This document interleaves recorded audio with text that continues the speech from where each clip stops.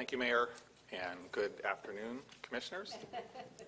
Yes. All right, so today is the second in a two-part series on our staff assessment on the role of trees and within the development of Orange County. So this is the second work session. This first slide is actually a slide from the previous presentation. It's just that high-level overview, the why of why we're here, looking at our standards and processes for tree preservation, because they relate to, number one, our sustainability commitments and the improvements that we've made to our sustainability plans over the years, and also in reaction to the code and permitting issues that our staff have experienced over the 20 years that we've been implementing this code. And then thirdly, for the issues that bubble up through your commission offices that you, either in calls to our staff or through your offices, that we have to respond to. And I think you heard some of that this morning, talking about issues out in Wedgefield. There are issues of general concern that come up through your offices. So obviously, anytime you're looking at evaluating a new code, that's a great time to look at best practices, and we've got some information for that in this presentation. But mainly here we're today to get some policy direction. We had that first work session on October 26th. Sorry for missing it on the November 30th. I had to be out for a little bit, but we're back today for that analysis and then a discussion of some objectives for the board. So the one slide sum up from the previous work session. This first bullet, the protection of trees, is essential. This comes from the comprehensive plan and what it also says in our current ordinance, that protection of trees is essential. They should be appropriately controlled, specifically stating that we should be preserving high-value trees and also look to prohibit indiscriminate clearing. We talked about the wide variety of benefits of trees in the previous work session, and we also heard from some studies that were shown that our canopy, at least in the urban service area, is in pretty good health. We also saw, as we laid out our current development process, and specifically relating to mass gradings, that the development process is complex. It's a lengthy process, and it is fairly complex.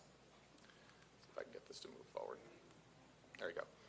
So the outline for today's presentation is that staff assessment of our code and a few other codes that are in that development sphere dealing with trees. We looked at a review of other jurisdictions. There might be, I think there's about 14 different jurisdictions, counties, and cities that we looked at.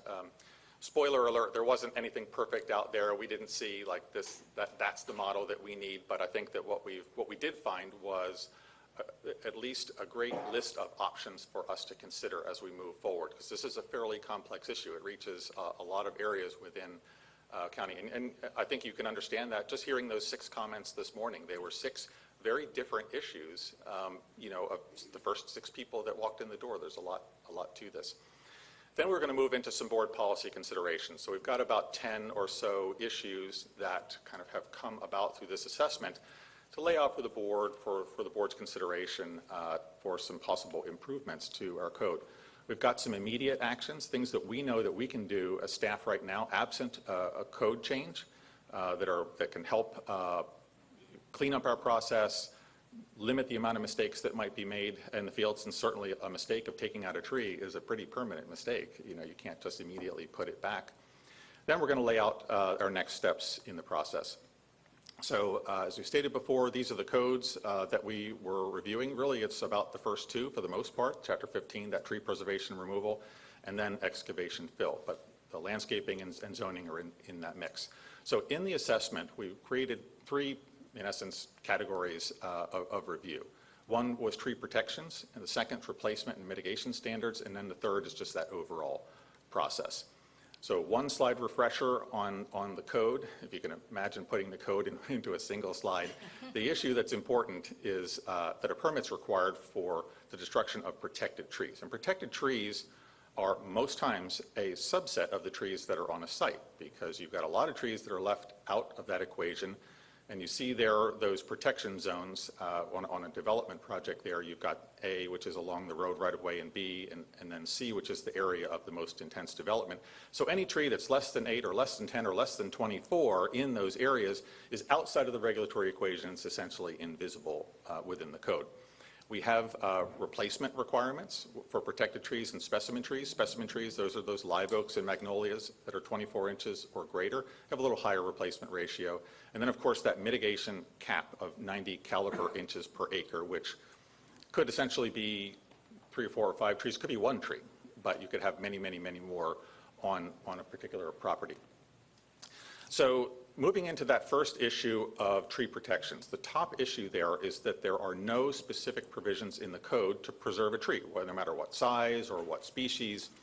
Only a narrative justification is required for when protected trees are going to be removed. And you see the two categories there.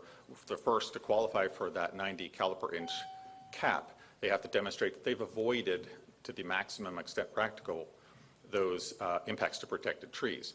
For the second one, which is those specimen trees, those large live oaks and magnolias, they have to show that they're coming out for things such as grading and drainage and utilities and parking and construction of structures, site access, essentially everything that goes on a property site. So it's a fairly low bar.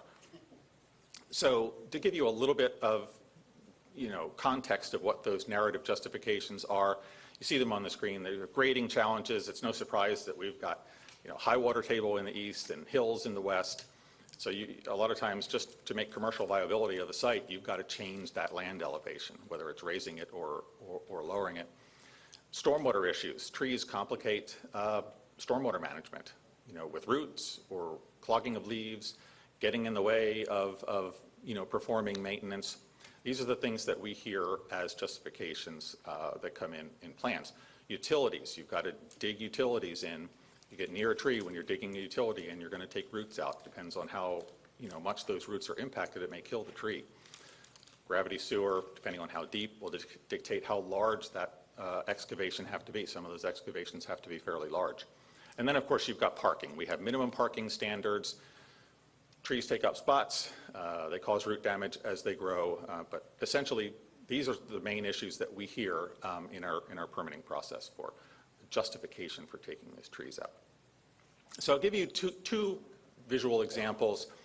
If you look at the smaller, you see the full site plan there. That dotted line is Lake County, so this is way out on the east side. Very, very large piece of property. I'm sorry, west side. Did I say east? West side. Commissioner Wilson's going like this. On the west side, they're out in Horizon West. So it's a very large piece of property. They qualified for that 90 caliper inch cap. But what we're really talking about are those trees that are along what will be eventually the finished road there. You've got a line of trees, and the application was to remove them. And our staff went back and forth. We had members of our community going through the commissioner's office imploring for these trees to remain. Give you an idea of sort of the ground level look of this. You see the finished road there. Now, trees don't often grow on cliffs like that, so obviously there was some grading that was done, during the road creation there. But essentially, we went through a lot of back and forth, but ultimately there wasn't anything in our code that could compel those trees to stay. The developer wanted them out of the way, and they also wanted the dirt that was underneath of them to help with grading. So that's one example. The second is just a typical stormwater example, very common here in the area where you're going to need to have your stormwater pond. Oftentimes there's a lot of trees there, and they're going to come out because of all the issues that they might experience with them remaining. So this is just a picture illustrating that. It's no specific story. Sometimes they can make it work. This is a picture actually from Winter Park. Now, there wasn't anything in Winter Park's code that compelled this thing to stay, but sometimes you can work these into the design plans, and you see that very large cluster. Whether you consider that one tree or two, I'm not sure. It's probably one. But it's quite a amenity to that parking lot, and it was good that they were able to work that in. Give you a picture of one that our staff negotiated. This was a tot lot, and originally those trees were to be removed, and we said, why would you want to remove those trees? They're in an area of recreation. Keep them. So we were able to at least, property obviously hasn't been developed yet, but at least the trees will be there for those future kids recreating in that area. So now moving to that second bucket, the replacement and mitigation standards. So there's probably 7 or 8 here that I'll go through. The top one, probably the biggest one, and you've sort of heard me say this as I've been explaining our code, is that our exceptions leave out many trees from regulatory consideration. All small trees, anything below 8 inches. And you saw in that study, the first time I was up, I was showing a study of our trees within our urban service area, and 70% of trees in our urban service area are about 8 inches or less. And so that's a great majority of them. Any size pine tree, doesn't matter. That pine tree could be 30, 40 inches, could be 100 feet tall. It's exempt from our code. All pine trees are exempt from regulatory consideration in the code. And then, of course, single-family lots. So anything that's 2 acres or less, anybody can remove any of the trees on that. And there's no permit, no mitigation required. On top of that, when you get into the protection zones B and C, they allow for larger trees to come out. Fractionally only with B up to 10 inches, but C, you've got all the way up to 23 inches. And those are some fairly substantial trees, but they're out of the regulatory equation at that point. And then that 90 caliper inch may exclude potentially a remainder of those, since you only need that. And you'll see in an example, I'll show how that can play out. So here's just a pine tree example. These are 2 different, just snips from 2 different site plans. The one on top there is a much larger property. But what you're looking at there, all those dots, those are fairly small pine trees. They're probably no more than 10 to 12 inches. But you've got about 1,500 caliper inches of trees there. Now the one it's bare in the middle, that's just the C zone. They didn't bother, actually, recording them. But all those come out, and there's no permit required and no mitigation. The larger picture, all those stars, those are pine trees, and they go up to 30 inches. There's 10s and 20s and 30s in there. But again, just illustrating that these are out of the regulatory equation of the code. So then we move into that Zone C. Zone C is that middle area. A lot of times the development might be a little less intense in the area around it, not so much for this one, but really this example is here for the accounting, which we'll show on the next slide. So you have that Zone A, which is along the right-of-way there, and in this particular case, they had 390 inches. They were able to save 68, but they mitigated for the rest. Zone C, or Zone B, around the outside and the back, they had 344. They saved none, which may or may not have been, in this particular plan, they're building out to the edges, so it's probably okay. But they mitigated 34. But Zone C, that 421 inches there, they were able to save 3 trees, 2 24s and a 27. I'm sorry, they saved none, but they mitigated only for 3 trees. And so there was a lot of loss there. So the remaining issues for replacement and mitigation is that specimen tree definition, those large live oaks and magnolias, excludes other valuable tree species. And you heard some of that, this morning, that there's a lot of people out there that value other trees that are valuable for our ecology, that are storm worthy, that are disease resistant, that improve our property values, that could be added into that specimen tree definition. And we'll talk a little bit more about that later and what some of the others are doing. That 90-inch cap was not clearly identified in the code, that it's relative to undeveloped properties, that you don't get a second bite at that mitigation cap apple on redevelopment. The third bullet goes back to my first presentation where I talked about ecosystem services. And so ecosystem services by those large trees, the big ones that come out, are not restored for many years and then oftentimes decades by the replanting of small trees. It's good that you're putting trees back in, but that overall service, and you heard some of that this morning as well about ecosystem services and large trees. So the fourth bullet there is that there's no specific mechanism right now for tracking or quantifying when the developer either can't fully or doesn't mitigate on site. They pay the county, and we use that money for tree plantings, tree giveaways, our median tree program, good programs, but we don't yet have a mechanism for accounting for that. So when you're looking at us in the future, looking at our greenhouse gas mitigation, carbon sequestration, it'd be good for us to have a more robust plan for that. And we'll talk a little bit more about that towards the end. But those are just assessments related to mitigation. So the last bucket is process. Top issue here, we talked about in the previous work session, those mass grading DPs. So those occur much earlier on in the process when there is not necessarily a detailed site plan. And so our arborists are having to make decisions about whether trees come or go without all of that specific site information. It may only be where some roads are, or where a pond is, or maybe where they're going to pile some dirt, but it's not all the buildings and all the other structures that are there. So that makes it difficult for them to make the best decision. So information on trees identified for preservation. So when a tree is actually going to stay, when you saw me circle the ones that were going and which ones were staying in other examples, when they are going to preserve it, we want to make sure that, and it's not happening now, that information is on all of the plans, that whether it's mass grading plans, and so the person who's driving the bulldozer out there to clear the site, they need to know very specifically which trees are staying. And if it's not translating, if it's not getting on all the plans, that's important. So we want to make sure with mass grading plans or landscape plans, that's a critical piece of information to make sure that it's always out there and easily understood. Limits those accidents from occurring. So summarizing that assessment, we've got no specific standards specifically for preservation.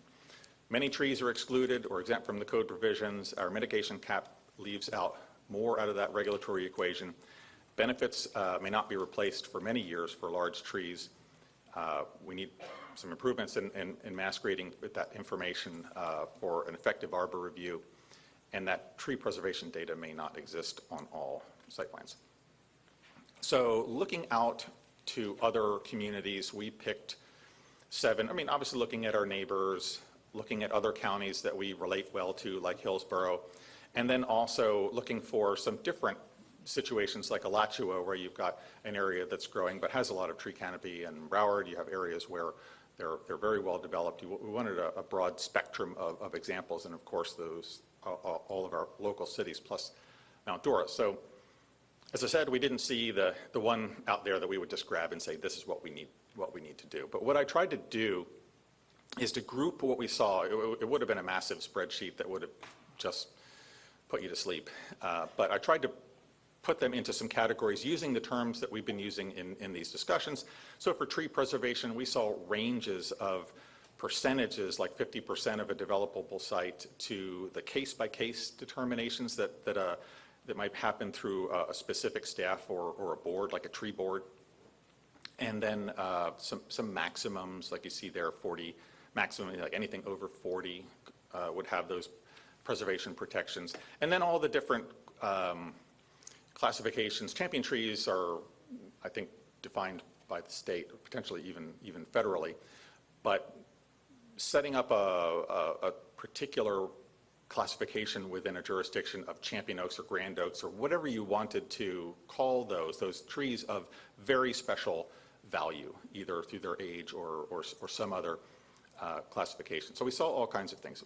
The regulated trees, the second bullet there, those are what trees are in the equation. So we've talked about that we have some that are in and some that are out. And again, we had kind of across the board from 0, that all trees are in the equation, up to a floor of 18 inches. That's where it would start. Specimen trees. There are other jurisdictions that use that term the way we use it. Hillsborough even, I think, had a wider variety of them. They had almost up to 15 species within theirs.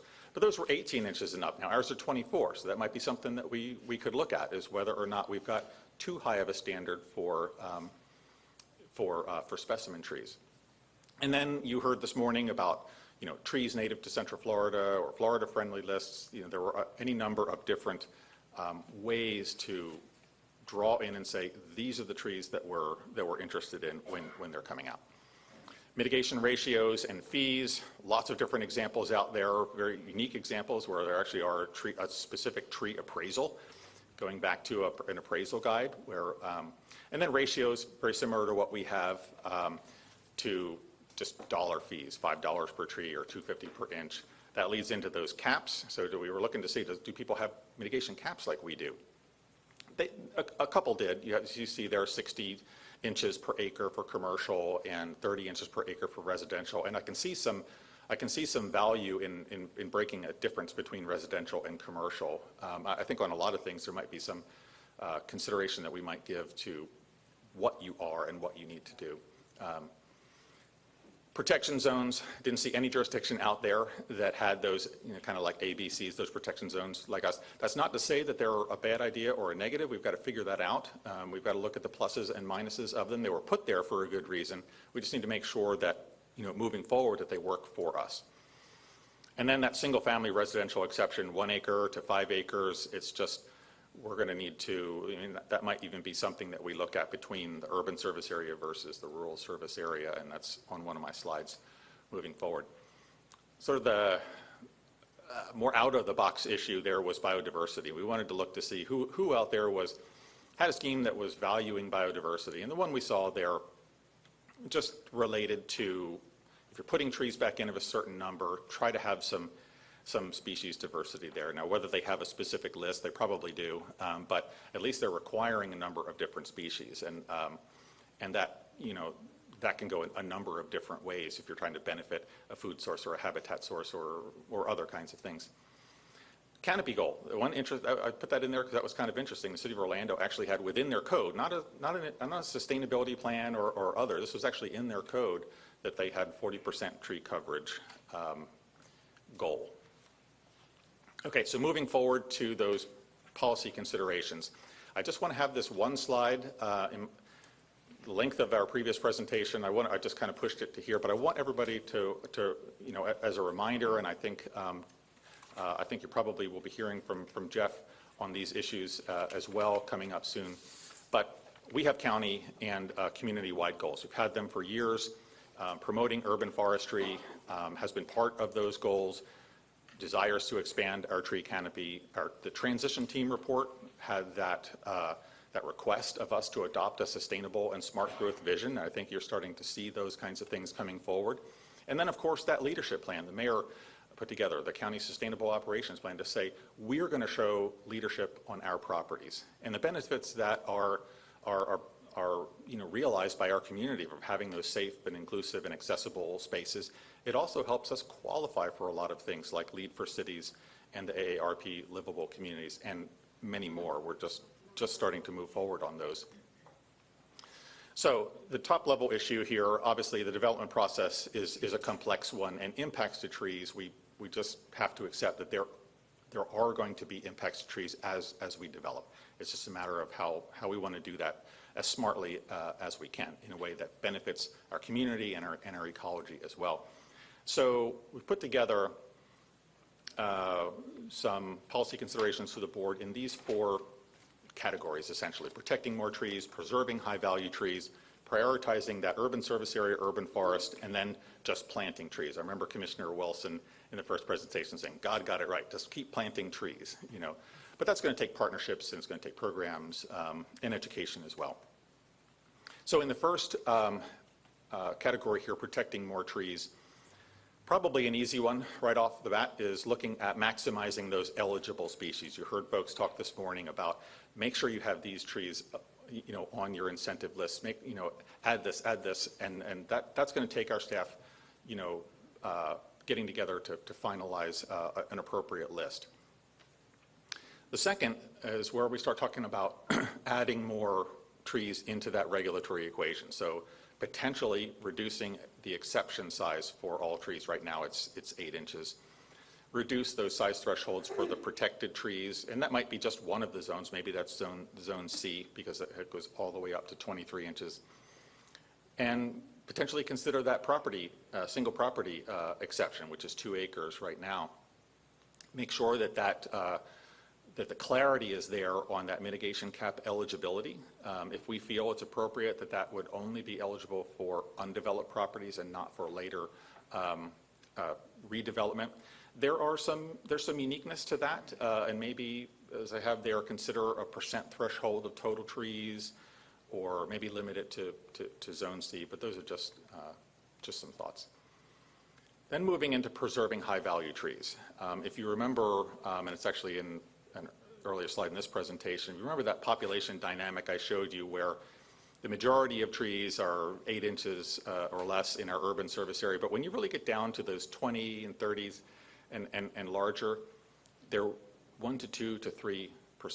Okay, so and that's probably not an ununique population dynamic, but it does show that that some value needs to be, some extra value needs to be put on those trees.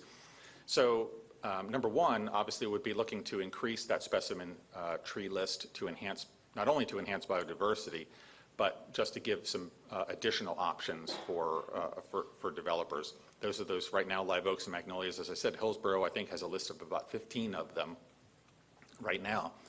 The second would be certainly a new thing for us, and that would be to create a heritage tree or some other designation that's above, in a more protective level than those specimen trees. Specimen trees essentially have a higher replacement value, 2 to 1. But here we're looking at potentially maybe that specimen tree list, but of a higher size, a higher DBH or, older and more mature tree. Then making sure that, so those trees would be one that there would be an expectation that they would remain. Okay, now it may only be in certain zones on the property, not necessarily where the Wawa is going to be, but certainly in the peripheral areas there. But that there's some sort of presumption that this tree is going to remain. Important to that would be making sure that those highest value trees are identified as early on in the process. And the board here has had lots of discussions about wetlands and other kinds of things where it's important to know those things as early on in the process as possible, because then you can plan around them. And then that last bullet there, limit removal of those highest value trees in protection zone A and B. That's probably where the easiest gain might be in that area. So then moving to the prioritizing the urban service area, urban forest, looking to reduce those thresholds within the residential exception within the urban service area. So we've agreed that we're densifying and growing up within the urban service area. And so maybe 2 acres might be appropriate in the rural service area, but we might want to look at some of those lot size breakpoints inside to see, is that an appropriate thing, or modify it in some other way. But consider within the urban service area having some tighter standards there. And then stepping down to those specimen trees within the urban service area. So now we're looking at that urban forest within the urban service area. So for those specimen trees, then having that same kind of figure a way to work around it in that A or B zone. That's going to take some creativity with stormwater systems or with parking. And obviously we have to look at our flexibility as well as staff and making sure that we're able to work with those folks to get the best outcomes. The last one is just planting trees. And the 2 that I've got here really relate to what we do, which is, we take that mitigation money from the development site and then manage those tree plantings. And again, creation of a more comprehensive plan for how we're going to use that money. I'm not saying that we don't use it for great purposes, we do. But I think moving forward, we could try to make that plan a little bit more mature, certainly make it look towards our neighborhoods. When you start thinking about the concept of sort of eco-infrastructure, putting high-value trees in neighborhoods. We have a lot of other programs in the county where we look at investing in neighborhoods, and we could potentially team some of those up. But that's a suggestion for that. When we look at heat islands, we know as trees come out, as we redevelop and you get more pavement, the temperature rises there.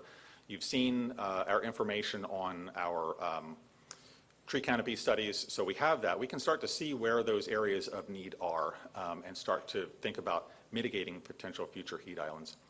And then developing that plan, you can manage what you measure, and so I want to make sure moving forward that if the board feels it's appropriate for us to continually do canopy studies in some sort of recurring period, whether it's 2 years or 5 years or something like that, so that we can adjust as we move forward.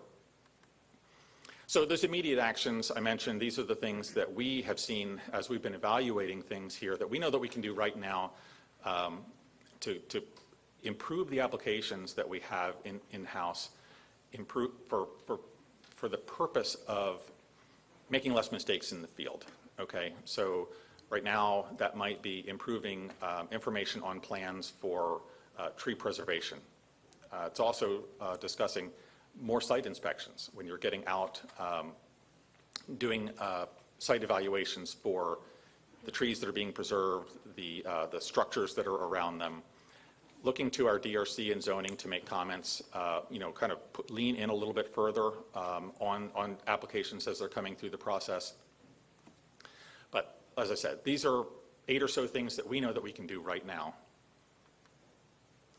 There's challenges associated with these. Obviously, we only have 3 staff arborists. We have just a few staff, but we're going to have to find ways, creative ways here to do more inspections, get out there doing permit verification. Sometimes the tree they say it is isn't the tree it really is.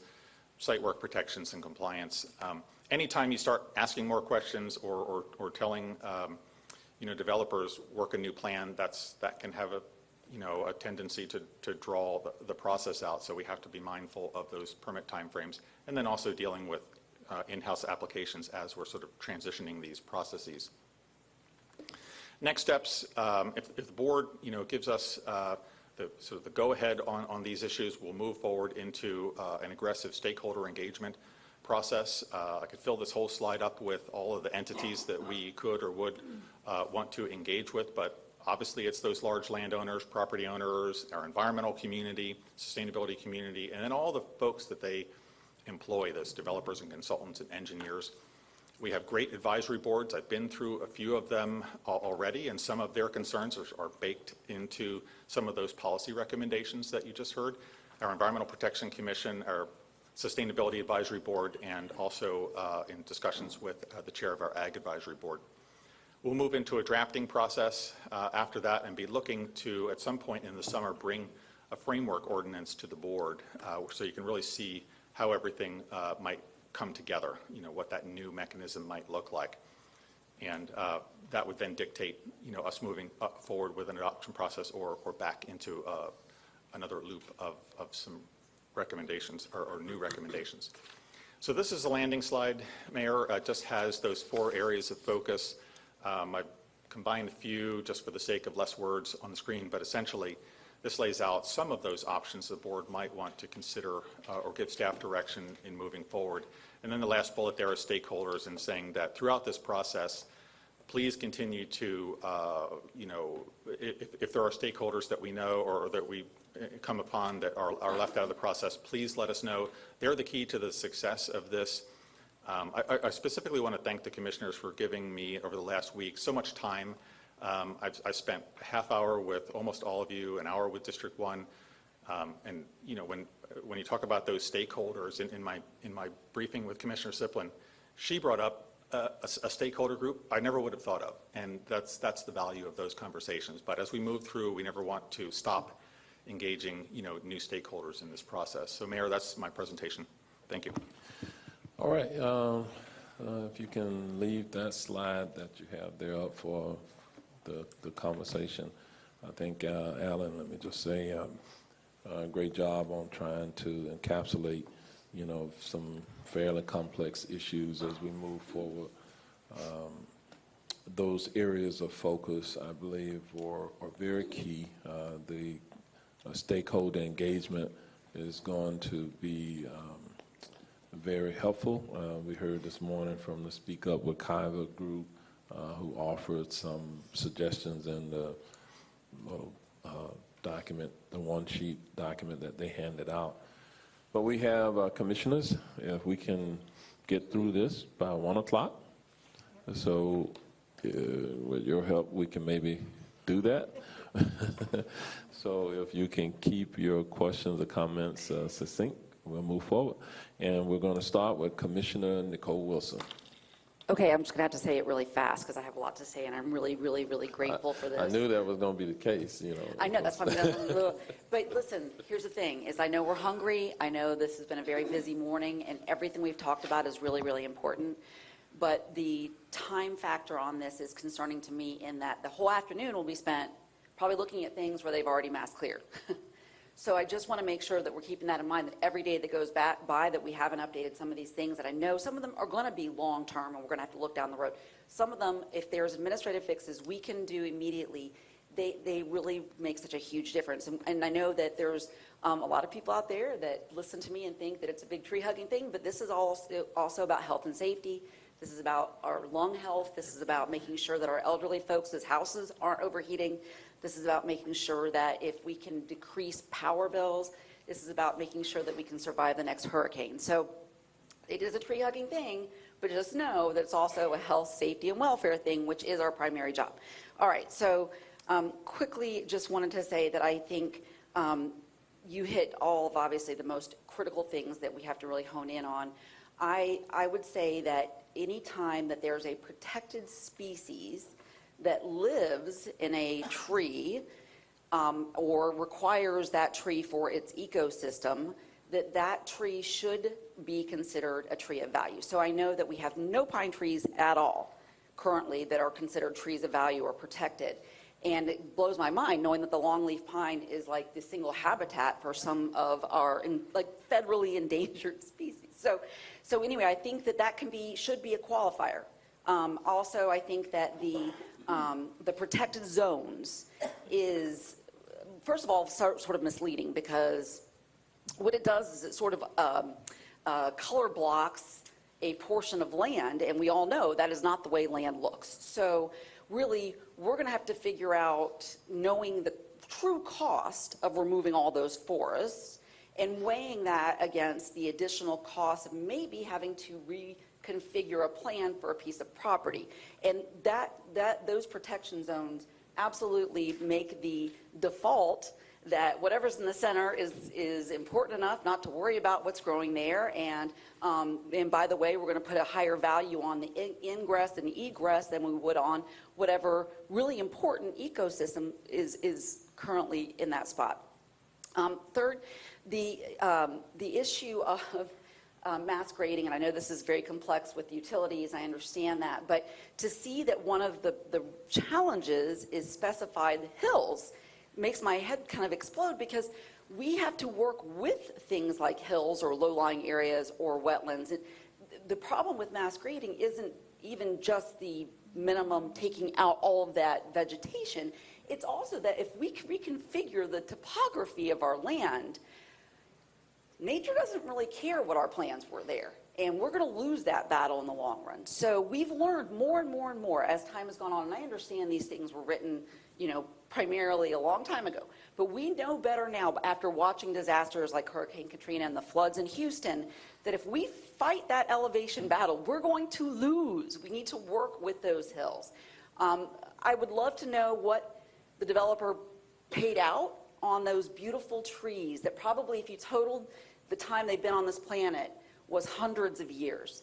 And it was probably this just de minimis amount in a faraway entity that they wanted to make sure that was level, because it's going to save them more money in the long term. What are we paying to save them more money in the long term? So finally, my point, I kind of want to make a quick point about stakeholder meetings. I know we need to be able to bring everyone to the table, but I just want any of the people in this room who care about this, and I know we all do, to hear that the biggest stakeholders at these meetings are the ones without voices. It is the last of a certain species. It may be the last of something that's growing that has, a potential treatment or cure for a disease we haven't even discovered yet. Okay, and they won't be able to sit at the table and bring their lawyers with them. So just keep that in mind, that we are the stewards for the voices that will not make it to a boardroom table. And I thank you, Alan Marshall, again. I know this feels rushed today, but I just really, really am grateful for the hard work that you're doing on this. And I know that this has been a big lift, I think, Jeff, and we will continue to talk about some of those places where I think we need to hone in on. But thank you. All right, Alan, you got that? There's another stakeholder that you need to think about in this process. All right. Anyway, Commissioner Moore. How about HOAs? I was going to add a stakeholder too. I wanted to, she covered a lot of really important things, Commissioner Wilson did. And what we really haven't gotten to maybe in future meetings is how we're going to enforce and then educate and encourage. And so I wanted to bring up those 3 E's, so it's not just so regulatory and we're not necessarily slowing people down, because we've got to get housing stock on the market with these rising rents and housing prices. So to do all of that, I think we can also talk about the education, the encouragement. And then the last thing, because I don't want to take more than about 2 minutes here, if we're going to do tree planting and retention ponds and those sorts of things, we have to engage Public Works. I'm really, really wanting to do a lot of work with my retention ponds and older areas. And if we're going to do that, then our tree planting guidelines should be well written down and worked through with all those stakeholders before we have massive numbers of volunteers planting trees to be told they weren't done correctly. Thank you. Okay. And Alan, there's no question, Commissioner Moore, that this is going to require some additional staff to do the inspections so that we hold people accountable, but also to do the education piece. You know, and we can partner with some community organizations who are advocates as well in this process. Commissioner Bonilla. Yeah, just real quick, I was just going to mention the enforcement, because the person who spoke here from Wedgefield, she was reaching out to my office. We were trying to figure out who to go to enforce it, and every agency that we kept going to kept sending us to another one, and we just kept being sent back and forth until we finally found out who was the one who was supposed to enforce the tree ordinance. So it was very confusing. No one knew who to send us to, and so the enforcement really has to be worked on. No, Commissioner, I completely agree. I think it's important for us to consider, as we build our new standards, that they are enforceable and that we have a process. We may have been operating under a certain process, but with rules that may be difficult to enforce. Some things are, some of the things that you might hear coming about enforcement are just from bad information, because if a person's saying that they took out all those trees, they didn't get a permit for it, well, if they're pine trees, which I heard this morning, there is no requirement for that. So that's not in violation of the ordinance. And so education helps with that as well. But I just think that the consideration for enforcement is something that we have to take with us side by side as we move through this process of having new regulations. And we have to consider it from different perspectives as well. From the single-family homeowner is very much different from a developer, and different kinds of developers, different size developments. An earlier comment you made about protection zones. There's a big difference between large residential developments and small commercial projects and single-family homes. And so some context sensitivity, I think, is going to need to be key as we move through this process. But considering all of them in enforcement has to be done as we build these standards. I couldn't agree with you more, Commissioner. And we need to know who to send them to, and if Yep. and I saw the chapters that are involved. So I don't know if there's maybe multiple divisions, departments that's involved. Yeah. It could be confusing. Thank you. Right, Commissioner Uribe. Yes, Alan, thank you very much, and thank you for all the time you've given us also prior to today, you and Jeff. I did have a question. When it becomes to mass grading, which is an issue that keeps coming up, and Commissioner Wilson brought this up, wouldn't that us actually having to change the developmental process? Because it kind of seems like when that step is done, we're like too late to the game. And is that something that we're looking at here? I think that we are looking at the mass grading process, I think most acutely in making sure that when it does occur, because right now there are several instances of how those are approved, okay? Sometimes they come in front of the board. Sometimes if they already have approved site plans, they're staff administrative approval, because that site plan had that crack at the apple. Now, it may not have been very visible to you at that point of approval, but that tree approval was done at an earlier time. So I think what we've been trying to focus on are those projects that don't have a site plan and that don't come to the board, okay, to make sure that either they need to be revised significantly in the process so that those protections are there, or removed altogether. So that's where we've been focusing on development, on the development side. And I'm not, if I didn't answer your question, just restate it for me. You helped me, yes. Okay. No, that's great. On the canopy goal, which you said the city of Orlando has, do we have any in place at all right now? I think that if Jeff's in the audience, let me have Jeff come up. I'm going to cede the podium one time here and let Jeff talk about that, because I wouldn't want to give you the wrong number. Sorry, thank you for the question, Commissioner, trying to stay on time. So we currently have a operations goal for our own assets that we're evaluating now that we've completed this massive inventory across all of our properties. We were, anywhere between 30 and 40% is our healthy goal for that as we compare with other counties. And then from a community-wide perspective, that's where there's, different counties rank it differently. And we're looking to set a goal for that, which now that we have some of this data with all of our work our JS team has done, now we can set those goals. So we have some in mind, and we'll come forward with you with an update on those. Great. And my only last comment was, when we are planning, that we look at planting trees that are a little bit more mature. Because sometimes we're doing them so small and almost have issues even living, if they're not appropriately planted. So I would like us to look at more mature trees.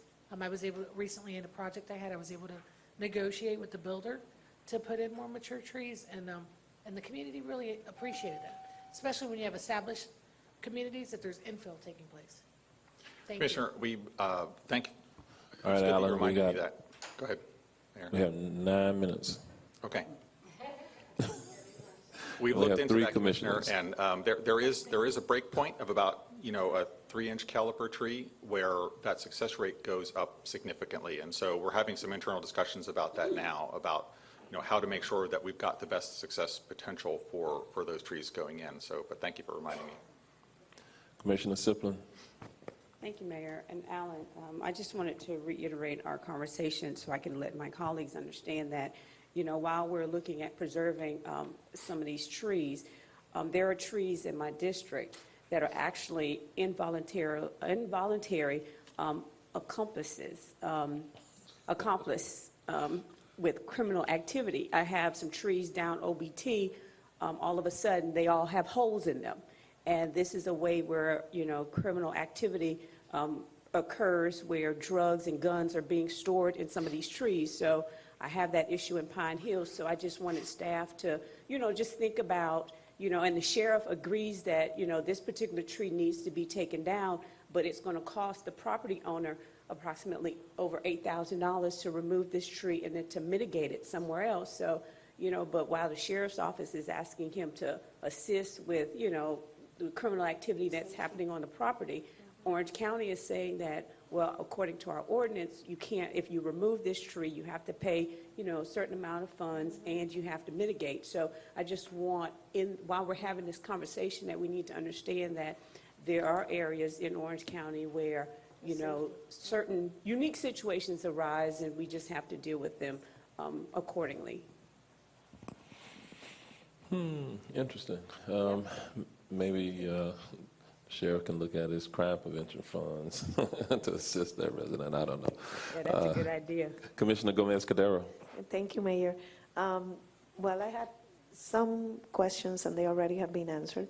I only wanted to know, when it comes to, in each of our district, we have city in our district. So will that something, because I have city in my district, and they're building, and, trees are being cut, and then the residents call me and, complaining like it's my fault. But then, how do we, work with this? How is that planned? Right. Well, a number of and that's why when we went into that review of other jurisdictions, we tried to pull a lot of those cities, and a lot of them do have tree ordinances, haven't necessarily gone to the level of evaluating them point by point to see, how they line up with the county.